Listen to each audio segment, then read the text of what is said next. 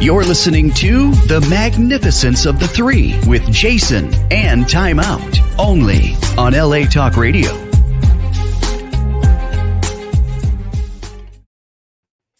Welcome to The Magnificence of the Three, where we level up to find out who we are, why we're here, and how to do it better. I'm here with my brother from another mother, Time Out Tamua, and today's episode is going to be a unique episode where we're going to focus on Time Out's story and how we met, but mainly focus on the life that Time Out has lived with some pretty significant challenges and how far he has come.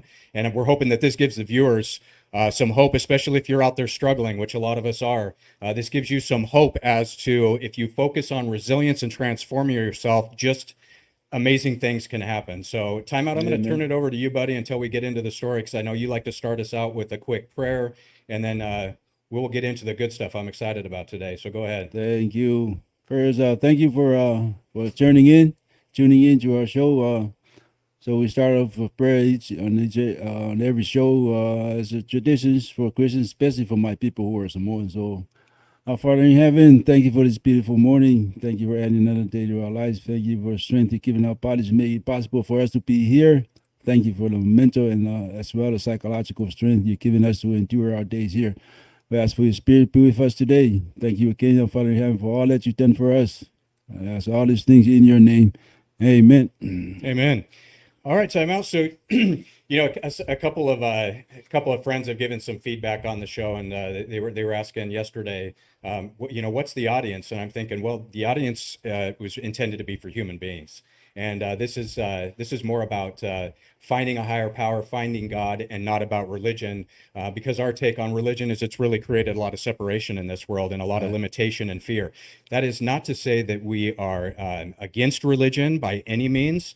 Everybody has their own faith, their own path, their own belief system. We're not here to push any of that.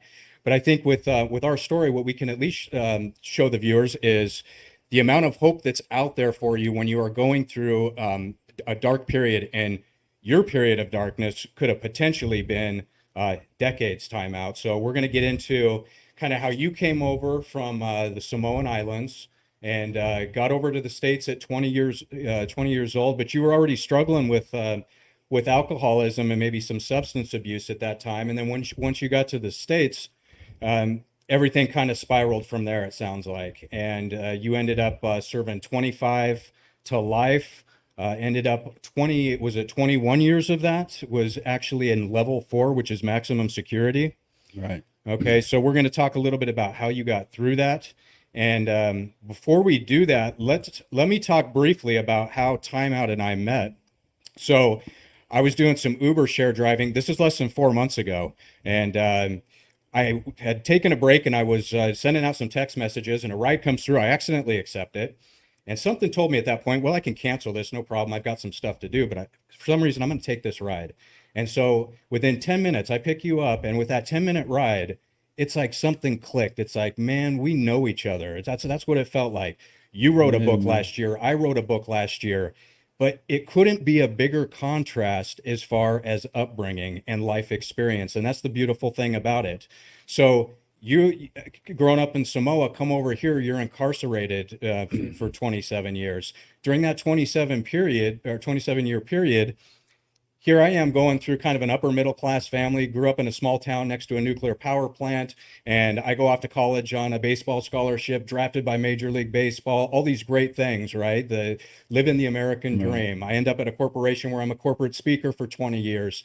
And then as addiction doesn't discriminate, I went down hard with alcoholism and depression, and everything happens for a reason. At this point, I don't ask why me, I ask why not me, because you start seeing the things line up in your past and you go, oh, now I get it. This happened for a reason. And the same thing, you and I were talking the other day and you said, oh man, things are starting to come together. So you go from incarceration, you end up, I'm going to let you tell the story. You've got some great info to share, I think, with the viewers here.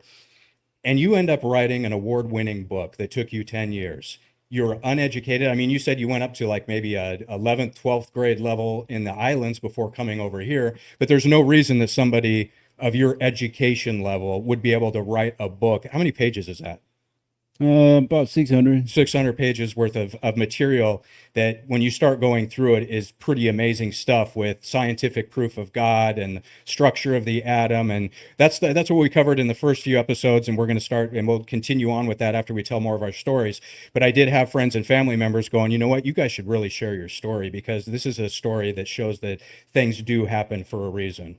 So let's just back up. Let's talk a little bit about growing up in Samoa, just briefly. But before that, like what what brought you to the States, and what just go through the whole process of Right. of the kind of the downfall and the rise out of prison.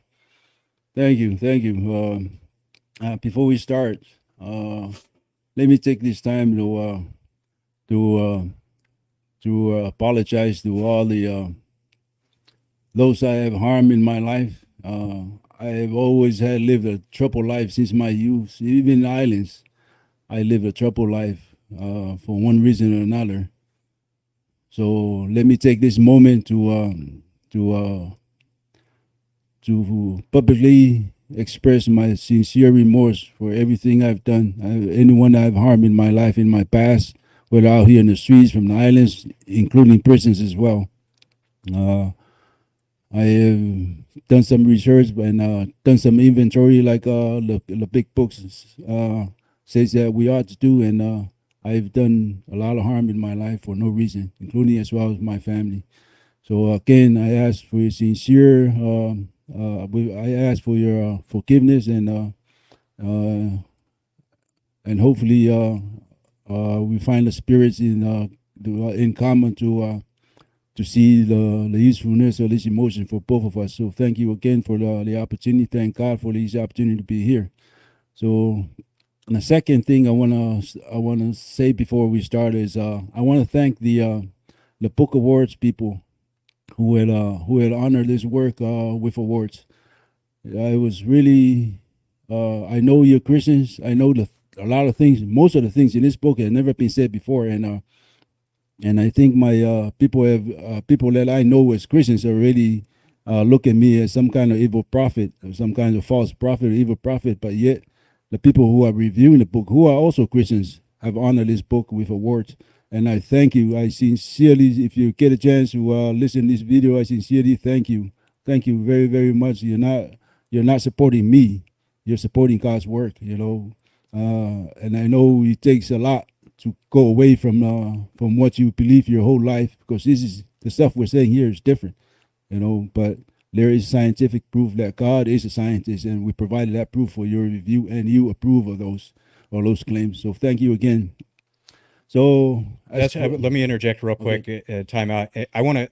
That's commendable, and I just want to tell the audience that knowing you for this short period of time, it's a beautiful thing to see somebody that is transformed. Because no matter what your past has in it, I can tell you that you are one of the most, you're one of the kindest, compassionate, empathetic people that I've met, and the most intelligent people I've ever met. So the past is behind you, and I am proud of you for everything that you have accomplished. So go ahead.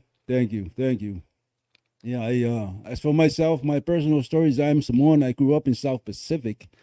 I was raised by very great parents. Great parents. My dad passed away in 2018, and man, I miss that man. I really, really miss my father. I wish I had spent more time with him, but by the time I was 12 years old, I was already out of the house because I had to go live with families next to schools where I was attending. I those are the years in my early years with my father was I used we used to sleep in the hills, in the mountains on our plantation. So, in the morning I'll go to school, but we always have the habit of listening to the news, the world news, early in the morning. PPC World News. First it comes in English, and then they translate it in Samoan. So we always listen to the news before I go to school. So from there, I think I began. This is how I began to envision the world, was through this news. We don't have TV. This is the only thing we have was a little transitional radio, but my mind will start being programmed there and about, curiosity about the world outside. There's a world outside the islands that I wanted to see. So, but that was, I grew up in the island. I grew up in the church. I was a Methodist. But as I got older, I began, even in my youth, in my teenage years, I started to have a whole lot of questions that can't be explained by the pastors in the church about a biblical record, and those are the things like the tree of knowledge, the tree of life, the Garden of Eden. Why hasn't anybody found these things, So I know a lot of people had those same questions too, but I grew up there. I went to school. There was a lot of, for an island with little alcohol, there's really not much alcohol in the island. I left the island pretty much on the verge of an alcoholic, and I was a teenager. And I went to a school. My first, it's one of the questions people asking me. I mean, why were you drinking? I mean, it's it's paradise. Why did you paradise. live there? It's Yeah. paradise. Why did you live there in the first place? But my explanation is, your mind was not meant to be contained. That's what happens to me, at least to me. I feel like the island became a prison in itself. You can't go nowhere. And then this is why today a lot of our kids now turn to alcohol. A lot of alcoholics, a lot of drugs is now coming to the islands, and it's killing them because they don't understand. The government don't understand. These kids need to get out. You need to get away. The island becomes a prison. You got nowhere to go. Your mind's just it's contained inside a box. So and that was my problem. I began in high school. In high school, I went to a high school where in the islands, the high school is the school where I went to. Like an intermediate school, they give you one test for all the intermediate schools. So depending on the scores of your test, this is the school you attend. So I ended up attending. My scores was pretty high. I ended up attending one of the best schools in the islands, anyway, the top school in the island. So we had teachers from outside, New Zealand, American. I had a couple American teachers, New Zealand, British, Australian teachers, and this was the first time I didn't realize how much stress I was until later on when I went to prison. But I was going through stress because here in this school, you fail one class, you're out.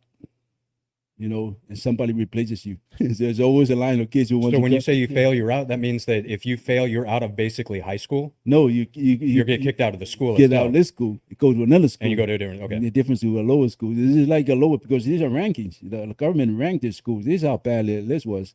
So the kids here, I don't know if anybody was going through the same emotions I had, but I was stressed out because, and then I wasn't the kind of person that sits there and I had problems with concentration and stuff.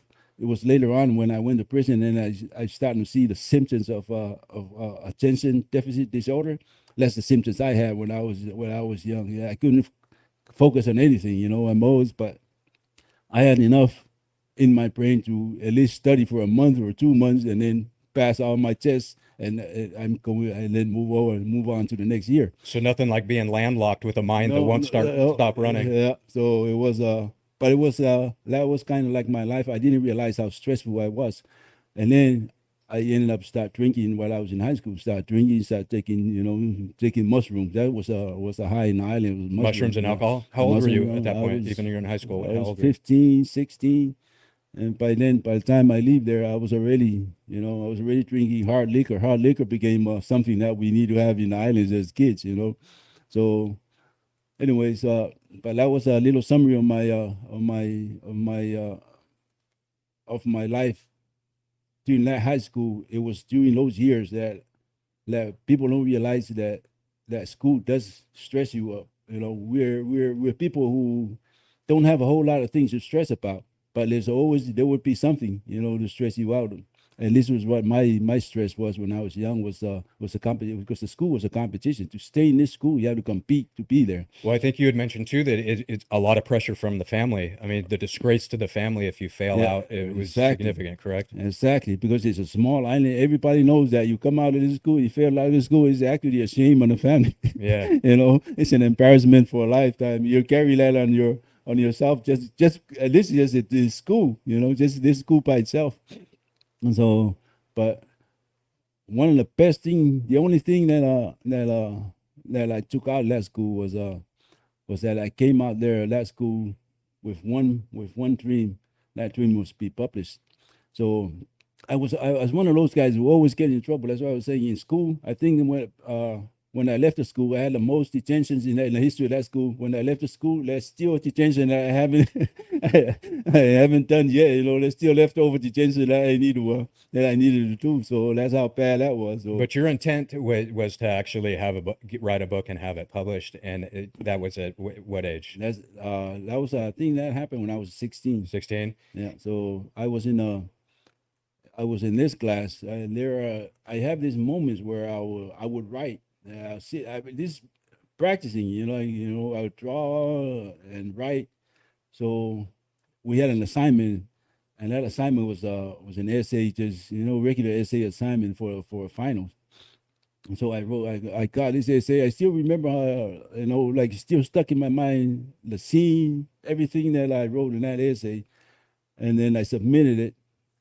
And I was so shocked when the teacher came out and held the essay out, say, I'm going to read this to you guys. Because, and then he look at me and say, and that's what he said. He said, you have it in you, if you concentrate. So somebody saw that you had some writing potential teacher, in you. yeah. So that's exactly. So he read the essay to the class, and everybody said, the kids were shocked that but that's how I was. Like there was this burst of energy, and then it goes away, and then I get distracted, and I get bored with it, But from that, it was the best thing that happened in that school in those 4 years in high school was this teacher's comment, that day say, you have it in you, and then that was when my dream in my mind began forming. That's important to note too, because I mean, obviously, you were meant to be an author. That's obvious when you read your book, especially being uneducated. You just had it in your soul. But I think it's important to note too that's like, especially for those out there that may teach or coach. I've coached baseball. I was a teacher in finance. It's extremely important that we remember that what we're telling our students may live with them the rest of their life, literally a sentence. Right. And so I've had that in my life, especially with coaches. I remember when I played at the University of Arizona, my pitching coach, the best thing, he didn't mess a lot with our mechanics being a pitcher. We were already there. His thing was working on our mind. And I remember he would tell us every single day after practice, if you can wake up in the morning and like what's looking back, then I've succeeded. And boy, did that resonate with me. That's the biggest thing I got out there. I didn't make it to the big leagues, but that was one of the biggest learning lessons that I had. So let's back up. And so now I know there was some other stuff going on with the military, but let's kind of skip through that for the sake of time. So you end up coming over to the States at 20. Talk about kind of that 5-year period before you ended up getting incarcerated. Yeah, when I came here, it was really a shock. It was a shock, people don't realize that, people don't really realize how difficult it is for different cultures to interact with one another, because most countries there's just one culture, is your people. America is where there's a concentration, what they call a pot of, the melting pot. Mm-hmm. That was a difficulty for me. One of the worst things for me was interacting with these people. I have no idea who they are, different colors, the different ethnicities. And I have no idea how as a young man, when I got here, I seen a lot of violence, a lot of bullying against my people, because there wasn't that many of them. And so I seen a lot of the youth, the youngsters. So we got a lot of fights, a lot of bad things happening when I first got here. So were you fighting against each other? No, we were about fighing against other groups. Okay. What were the main groups? It's usually Hispanics, blacks, whites. We fight with everyone. So, but it was the initial shock that came with was the interaction, the lack of understanding for me. And other people as well, the lack of understanding of one another. And a lot of the violence out here in the street for the youths amongst against racism is that lack of understanding. So I ended up when I came here, I was already pretty much in the beginning stages of alcohol of an alcoholic. So I started drinking. I started doing a whole lot of drugs, and those are my days. I was a functioning alcoholic. I go to work, I drink in the morning, drink at lunch, come home and drink again. and I was a driver. I was driving drunk. I was a driver, a truck driver. I was driving drunk every day. You know, I was on the freeway, you know, with a case of beer, you know, a cooler of beers, you know, in a truck driving around, and so, but that was kind of like summarize my, and then I met my wife, which was the best decision that I made in my life. That's the only best decision I made in my life. All my decisions were bad except that. Up to that point. Up to up to that point was meeting my wife. So she helped kind of like contain my behavior because I was already, you know, but You were spiraling at that yeah, point. I was spiraling. I was spinning out of control already. And so you were experimenting with, it sounded like PCP, cocaine, I pretty much all across the board. All Put it across in the front of me board. and I'll do it. That's the worst part about me as well, you know, because I started meeting these people, and most of the time I was high or drunk, it was done for free. Like people were offered drugs, you know. This I don't know if it's just the environment or in the '80s, but I would go to work, I would talk to people, say, "Hey, you want to do a line?" And then we'll go do a line in the bathroom. I mean, it's just there was stuff all over You the were just place. traveling around on that frequency. I was They could I'm smell stuck, you out. and most of this stuff is free. You know, it was freedom, man. I did heroin, did coke, PCP, acid, all these things, mushrooms, weed. That we sell weed a few times, you know, but there was all this stuff, you know. I would walk in, you know, people would invite me to their homes, and they would, you know, I had a neighbor who nobody goes in his house.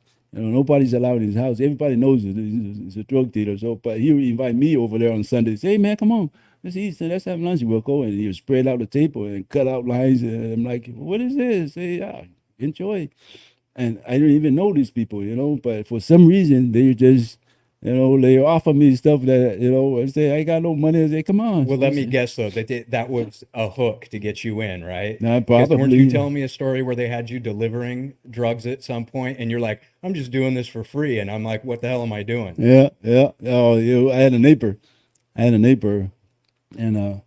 we used to get drunk every, you know. I didn't know who he was. You know, we used to get drunk, but and then one day I seen him. He was strapped. You know, I asked him, hey, what's up, man? Why you strapped?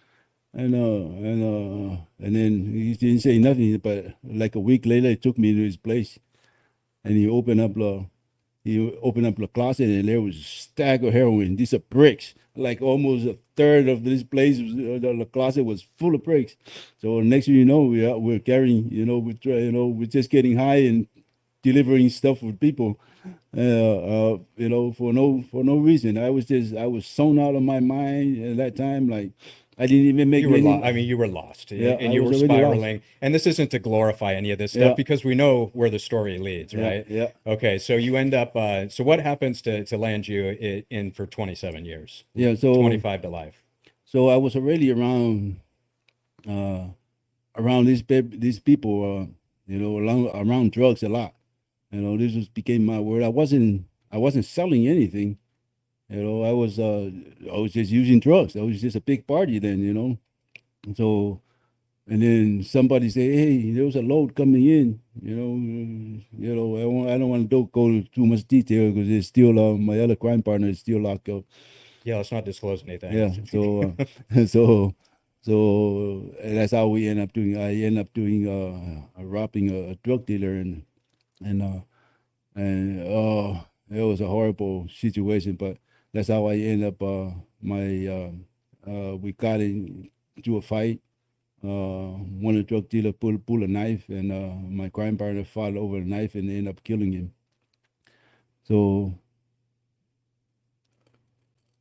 So your partner is the one that actually committed right, the murder. right, But in the 80s, which is when this happened, correct? right. You were considered an accomplice, I take it. Yeah, if Okay. you commit a felony and something, and a violent felony, which is the act of a robbery, and the murder happens, even if you didn't kill Even if you anyone, didn't do it, you're going away at you're 25 going to away. life. You're So you going weren't on the to three. Were you on the three strikes at that point? Did you already No, have no, two?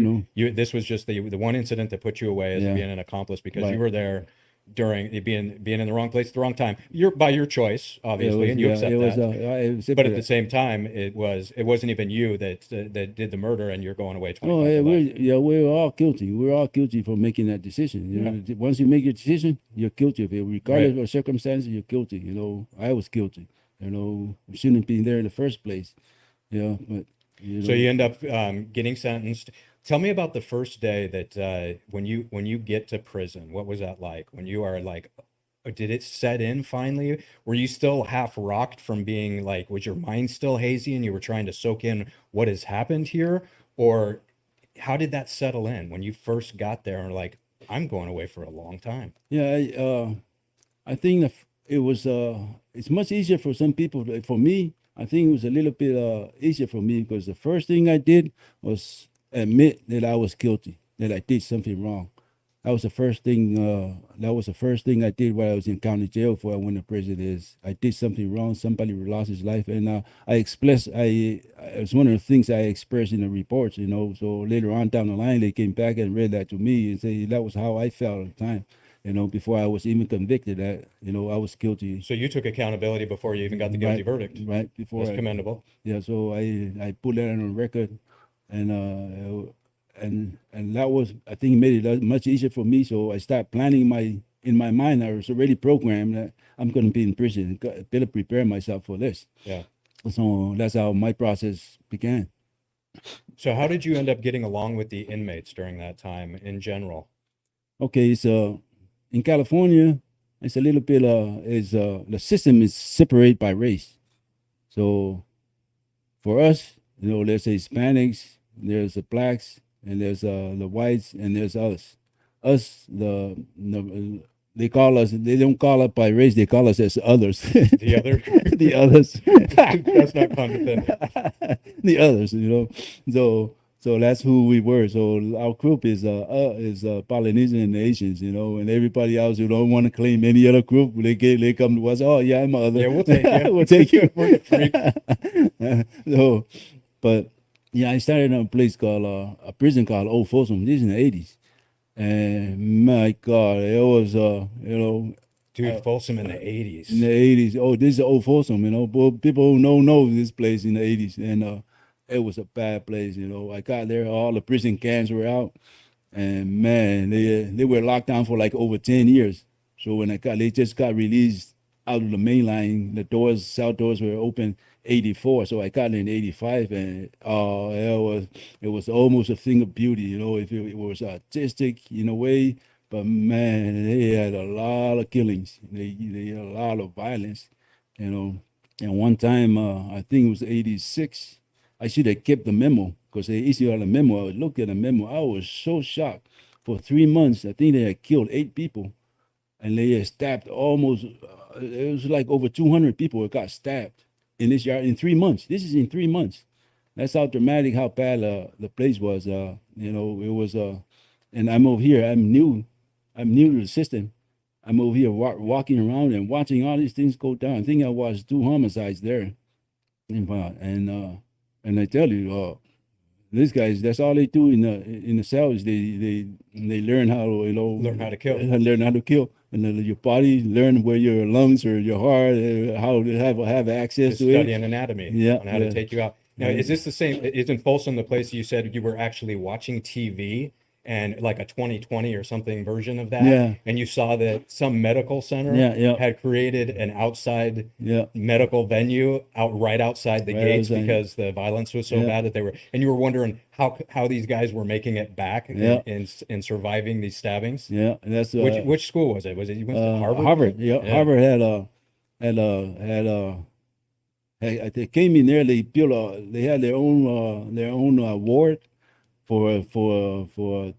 these are people, the new doctors that's coming, and they're training them here in this prison. How to fix wounds, and this is how a lot of these people survived. There were a lot of people that died, and I was wondering because people, I'm like, did he die? And say no. And then I was wondering, and then one day I was watching, was it 48 Hours, I believe, and they were showing this show, and like, man, You're like, that's right. That's like no wonder 250 why, yards away from here. no wonder why wonder all they're these coming back. why all these people are coming back because these Jeez. doctors. I remember one guy I think they hit him like it was actually done by one of my buddies. Came here from Orange County, and they hit him like 22 times, and he survived. And I'm like, how did this guy? And that's how what happened was they had these doctors out there. They were saving these guys' lives, you know. And it was my supervisor who told me who he was. I'm like, oh man, that's but that was that's how bad the place was. You know, I didn't realize uh, how the dramatic effect on me then, until I think it was in the 90s. I was in another prison in Lancaster, and they were showing this movie called American Me. Oh yeah, American Me. Yeah, this was about Edward James Olmos. yeah. One of the dudes told me, hey, Classic. yeah, let's go watch a movie. Let's go. We were outside in the day room, you know, and hey, let's go in early, go watch the movie. I said, what movie? And he told me, he goes, yeah, it's on a Mexican channel. I said, all right, you know, I don't speak Spanish, so I went anyhow. I just want to see the movies. I never seen it, but they were filming this movie while I was there. I was there in Old Folsom, so I went. That's why I wanted to go watch, see if any of the inmates are in the movie.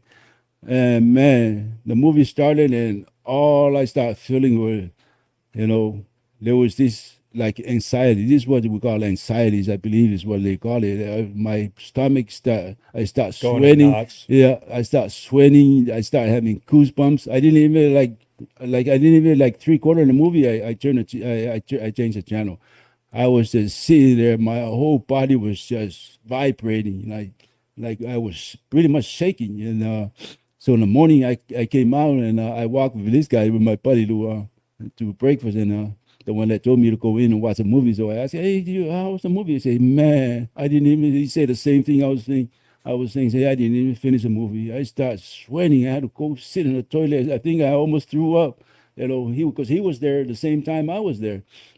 And he goes, man, I couldn't finish the movie, but you're seeing how your mind is, you know, the effect the environment does to you. That I didn't even really fully realize that until I start writing the book, and then I understand how the environment actually affects how your brain is wired. You know, And that's because you in the book you were writing about how if you interpret the Bible via parables, that it's really talking about a journey of the mind and development of emotions. So not being in that scenario by any means, I would imagine that it's probably very similar to being at war and witnessing the violence in the human mind. I don't know. It doesn't have the capacity to handle that.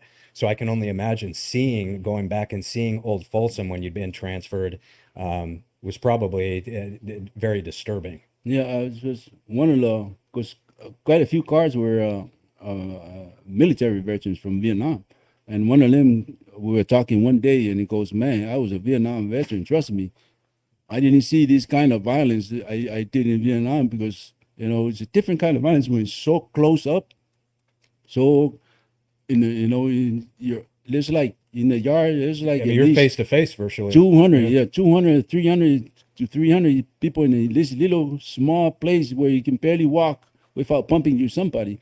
And there's somebody there with a knife. There's somebody there waiting to put something in you, you know.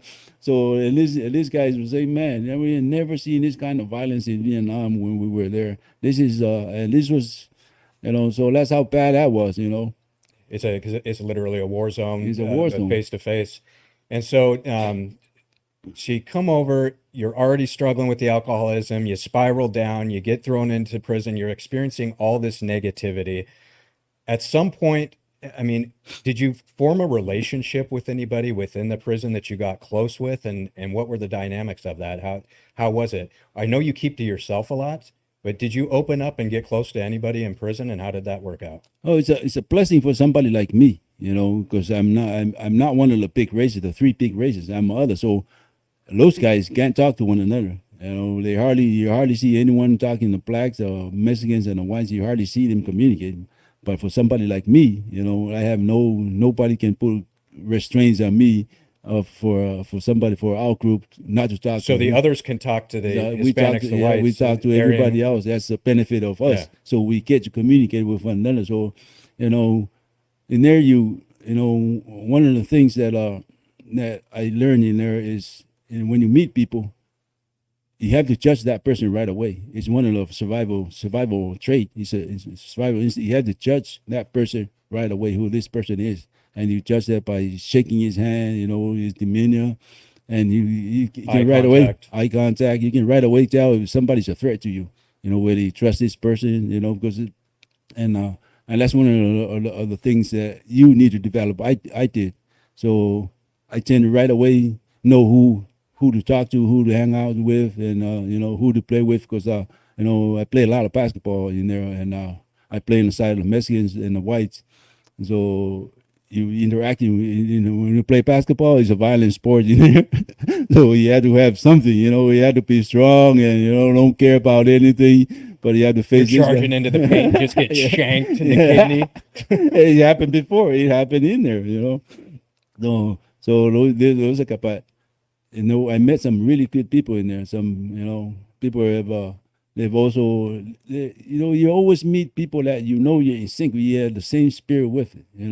They're murderers. Some of them they do bad things, but there's always people that they have no problem sharing stuff with you. They'll feed you. It's just like I was. I even when a lot of the release races go on lockdown, so sometimes they go lockdown for months, and so nobody goes to the store. So when I get stuff, I'll share with people.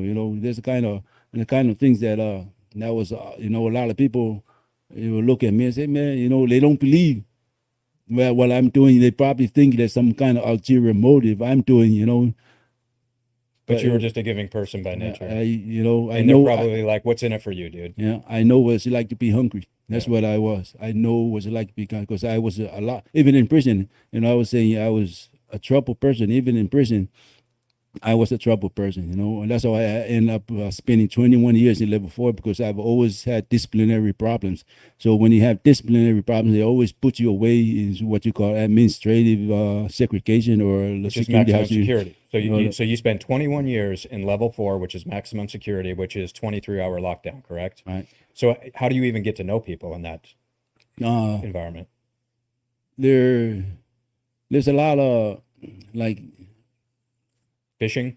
There's a lot of fishing. It's what you call Fishing is fishing. where you So that Where you're putting down the string and Yeah, passing yeah. notes back and forth You to know, cells. Yeah, we can play. One of the things that we normally do is while we play chess. We play chess. There's like 20 feet away in the cell away, so you're yelling across the day room, across the building. You Prison form of virtual chess. Yeah, virtual chess. That's what it was. So there's the interaction like that. There's but that's one of the things, people share food. Like I share food. With people, so they do the same thing. They return the favor whenever they get a chance.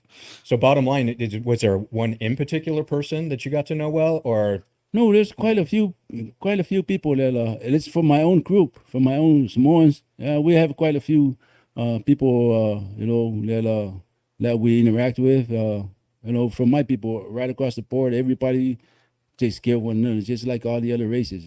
Just like all the other groups.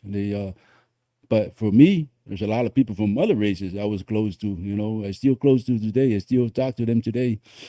And there's one guy. I went to the level 3 a prison. These are little things that, but I noticed, it's a little thing. So I got to this level 3 prison, and he was a Mexican, jumped me, like just walked up and palmed on me for some reason. I don't know, somebody gave him the wrong information. And so I got into it with him. Anyways, the story was, the Mexicans that I know, I try to talk to them. They walk away. They're trying to make sure that I'm that people don't see them, that they're close to me, that they know me. Just in case some sure people, they'll talk to you, but they don't want their own kind. their own people to see them. But one guy, he's from over here from Orange County. I met him up in another prison, so I seen him over there. So he's the only one who stood there, and we have a conversation. And I'm like, in my mind, say, this is a man right here. This is a man. That's how, like, little things people don't notice, but I notice. I notice that. I say that's the difference between him and all these other Mexicans I know. This is a man. He's fearless. He has absolutely no fear. He doesn't care about any other people. He cares about where he stands, how he feels. So that's how you judge people by those little things. So we're still friends on Facebook today. He got out too, but those are the little things like in prison that you notice. One time, this is also another trade that I picked up in there. So I know there was going to be a hit. If somebody's going to get stabbed in the yard, but we don't know who it was. I don't know who was going to be. So what I did is I went and started shaking people's hand. I think I shake about 10 Mexicans' hands that To morning. see if they're holding something Yeah, see, I just want to see how people or feel. see, to get Just in the case, energy. yeah, a lot of people I know, people I play basketball with. Yeah, just in case I don't see them again, if Yeah. he's the one going, at least I say goodbye before him. And then one guy, I shook his hand was cold. Oh, hand I'm was like, cold. oh, this is You're- it. Oh, you're it. So I shook his hand and say, hey, I'll see you later. But he was my basketball team. He was he usually play him a center because he's a little bit bigger than me. So I shook his hand. His hand was cold. I'm like, oh, my boy's going. But those are little things that you learn. You learn as a survival trait. So speaking of survival, how did you keep your sanity that long, especially being in isolation for Books. Books. It's just like in the island. I love reading when I was a kid. I really enjoy it. It's a way you get out of the island. It's a way you see other places. It's a way you travel by reading a book. And that's exactly what I did. And I read thousands of books. That's one thing I always have in the cell is a book. I may not have a cup of noodle, but I always have a book in the cell. So I've always and this is what a lot of prisoners, they're self-educated people. There's quite a few of them who successful. I think a couple of them wrote movies, and they made books, make their scripts into movies. And one guy wrote a script, I believe, when he was housed in Pelican Bay SHU, in a security unit, and he wrote a script, and they made a movie out of it. I can't remember the movie right off the top of my head, but these are the people in there that these guys are writers. You write their you read the stuff that they write, and it just jumps off at you and say, man, this guy should be a writer. He should be writing books out here, but he's stuck in prison and he doesn't know how to get out. But those are little things. That's how I did myself. Was reading. Was pass the time with. So the interesting thing about when you shared with me about writing your book, and I was asking you about the material that you studied within prison, of course, based on your material of scientific proof of God, and you're using a lot of biblical scripture and parables, and what it's really referring to in context.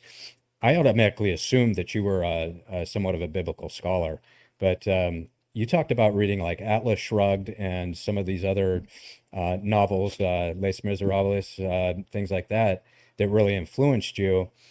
You didn't really have any sort of religious or biblical background to go off of this, yet your intention when you got out of prison was, I'm going to write a book about God. I don't know where to start, but I'm going to write a book about God. And I think the amazing part of it all is you and I coming together is then the other thing was, well, once I get this done, how do I have somebody help me articulate it, which is where both of us come into the equation. But what sort of material were you reading in prisons? Now, Atlas Shrugged by Ayn Rand is one of the most influential books in society today. I believe the politicians, those behind the conservative movement, use this book a lot, to design their policies. But it influenced me. What Alice Shrugged is anti-Christian. She's anti-religion. She was Jewish, but she was anti-religion. He doesn't like anti-communist as well. But what the book did for me was, it kind of it made me feel guilty that like I had potentials, but I did not fulfill those potentials. We all do. There's an instinct in us that we all have the same tools, but for some reason I fail, and everybody else that I know, made it, but not me. So Alice Shrugged was the one that put me on notice that I do have that ability, that I shouldn't be. What I'm doing is I've been a vulture my whole life. Is how I saw myself when I was reading this book. But I like those books where it influences society. Les Miserables, I love that book because of because it also has to do with an inmate and how the law was chasing this guy over eating an apple because he's trying to survive, and the law chases him throughout his whole life. So it was a very, very, very, very good book. But in the process, it ended up changing society when this book came out. So when you read like Atlas Shrugged, for example, you felt when you say felt guilty or shameful, is that you knew that you had a purpose inside of you, but felt like it wasn't being fulfilled because of your circumstance. So at what point in prison do you remember when you decided, you know what, when I get out of here, I'm going to write a book and I'm going to end up writing it on God, and why God? Oh, look, the truth is the preparation was a lot longer than this. So it started like this. Well, my wife used to come spend a weekend with me. You know, we have private visitation. It's a program the state created. You know, it's called a conjugal visitation. Right. So I ended up having a kid. So after I had a kid, the governor then Pete Wilson changed his mind and said, "Hey, no life of prison is going to be released no more. Nobody. If you're convicted of murder, you're going to be stuck. You're going to die in prison."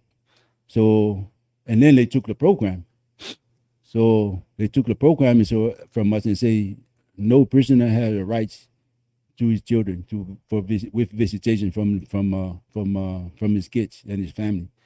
So my question was, what about these kids we had? You know, we wouldn't have had these kids but for the program Right. you created. You know, what happened to them? Do they have some? I mean, don't you care about what you brought them? You participated. You participated in this act, yeah. program. You're the one who enacted the program, made it possible for us life of prisoners to have kids. And so I knew there was something wrong with it. So I started. That's when my whole life, everything began processing. You know, that led to this book was. I said, you know what? It's not good enough for me. You know. So this is when you started studying law. And that's when I started studying the law. And you studied law for, you said 12 years, is that right? Yeah, my case went on for exactly. To the Supreme Court, right? I went all the way to Supreme Court until like right before I got out, the Supreme Court rejected my last appeal, and so I left. But that was that began this process of rejuvenating myself. I feel like when I was in the junior high, like there is this burst of hunger for information, you know. And this case here was what did it for me. So I started processing myself. I say, man, I gotta learn. If I'm gonna go to court, I have to get a typewriter. I have to learn how to type. I have to go to the law library, study the law, file all these basic. Because it's very, very hard to file a case by yourself if you don't know anything. So that's what I did. I went to a program where you learn how to type, ordered me a typewriter, and then my life, like simple stuff like that, changes your life, man. And then my brain started activate. My brain started working. And I was going to say, once you learned how to start typing and get your ideas down on paper, that had to have been therapeutic, right? Oh, it was big because now remember, I didn't share this, but when I got in prison, like everything that we had out here, we're in prison. All the substances, you know, the drugs. That's all inside anymore. Yeah, that's still inside as well. It's the same thing. So when I got in, and I already made the plan, like, you know, I'm gonna go through the week if I get a job, but in the weekend I'm gonna party just like I did. It's gonna be a party, so that's exactly what I did. You know, I make sure there's wine in the weekend.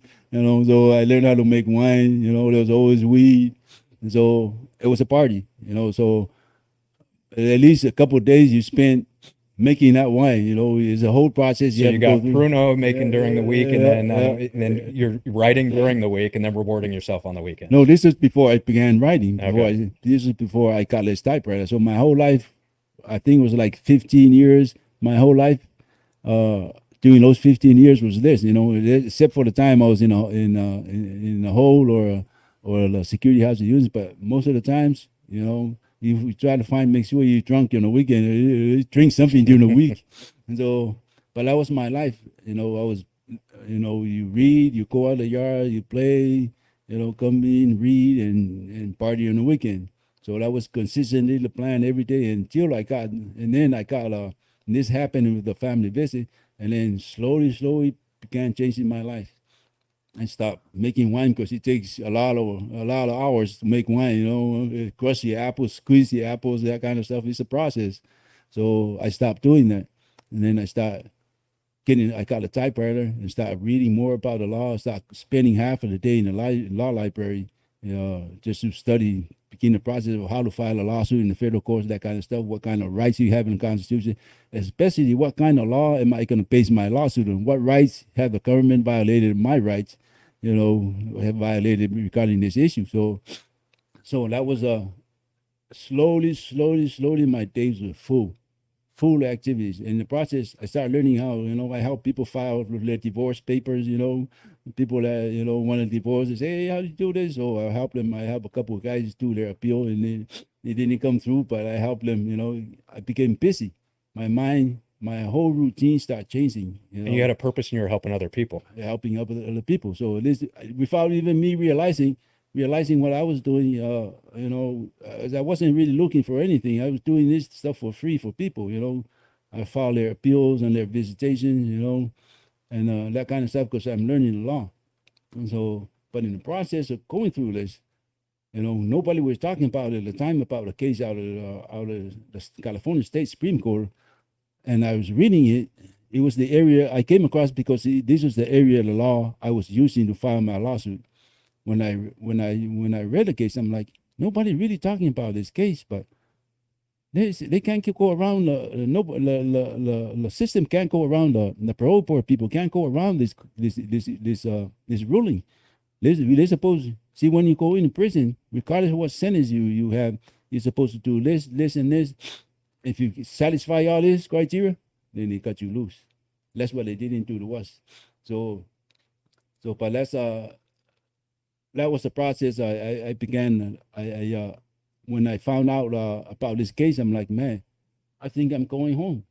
That was 2000. I think I came across. When you're referring to the case, are you referring to the fact that they were realizing that they had put people away, going for life, that for ridiculous reasons, like stealing a donut on their third offense or something? Is that what case are you referring to?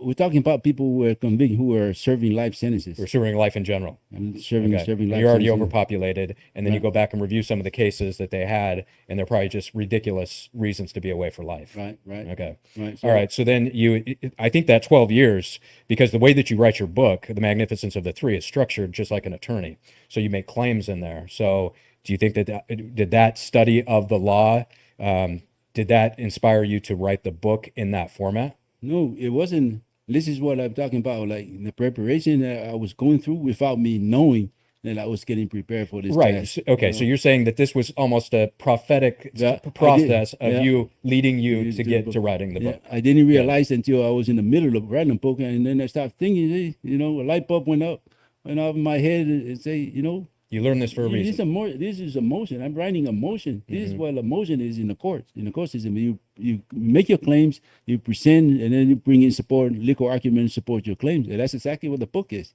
And then that's when you think in my head, I'm like, I'm writing emotion. This is exactly. So all these little things are starting to come to make sense. The preparation for this task, I've come to believe. So, but that was one of them. So.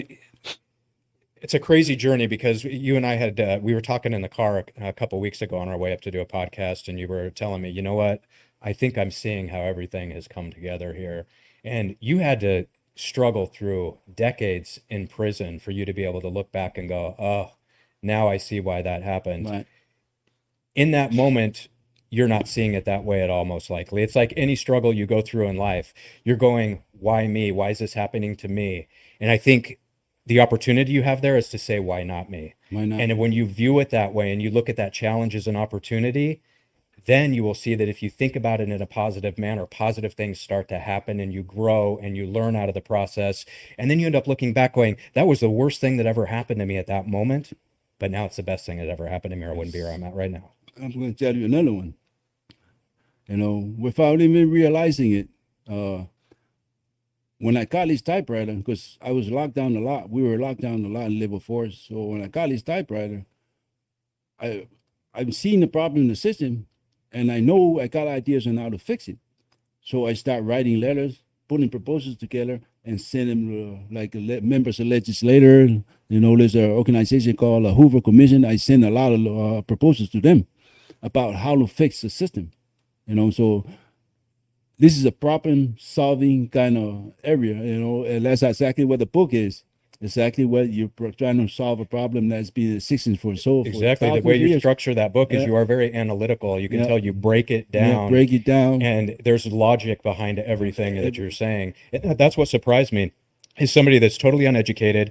You read in prison, but it's not like you were studying to be a physicist or anything.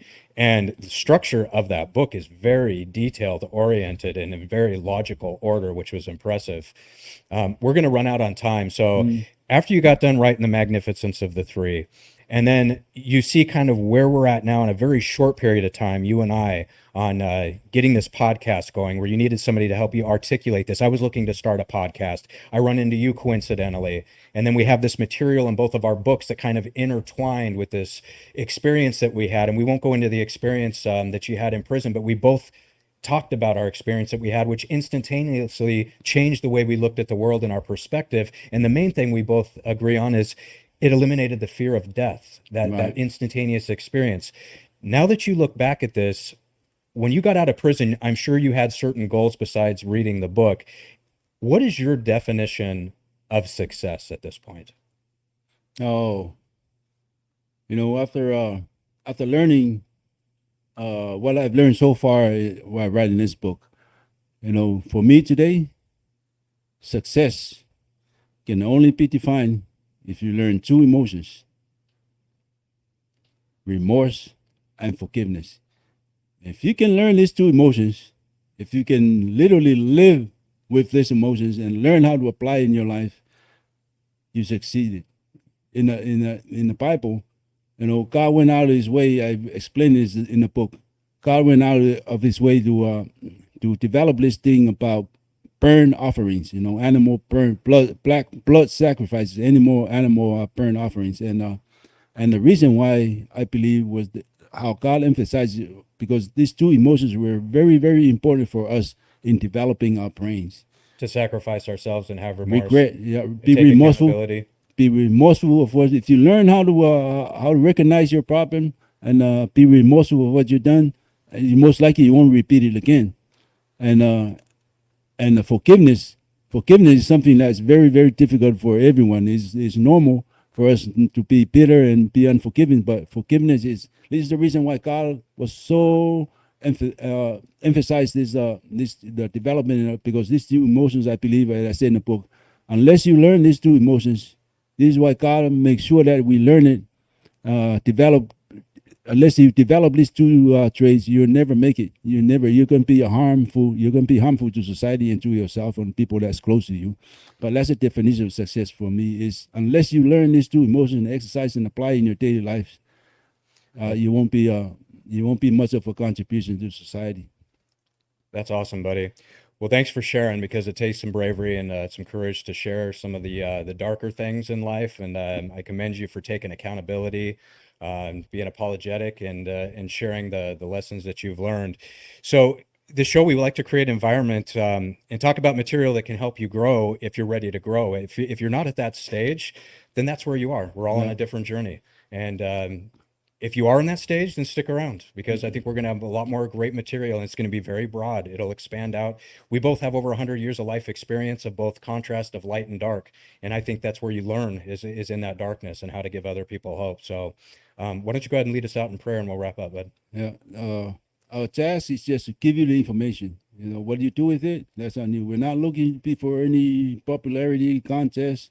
We just want to give you the information and see if it's useful to your life. So we're going to store it. That's what's good about the internet. We store the information and let other people come in and see if they can apply their life. So thank you for tuning in. Thank you for listening. Thank you for appreciate your support. Subscribe to our channels, and we close out with God. Thank you, Father in heaven, for your presence and your spirit today with us this morning. Thank you for assigning us this task. We pray that word gets out to the people, to the community. Let them get to know you better. Let them know how you designed us to be successful in life. Thank you again for your presence in our life. We ask all these things in your name. Amen. Amen. You can find us on YouTube at TM3 Club and The Prodigal Warrior. Remember who you are, and when you serve others, you serve yourself. We'll see you next time. You're listening to The Magnificence of the Three with Jason and Time Out, only on LA Talk Radio.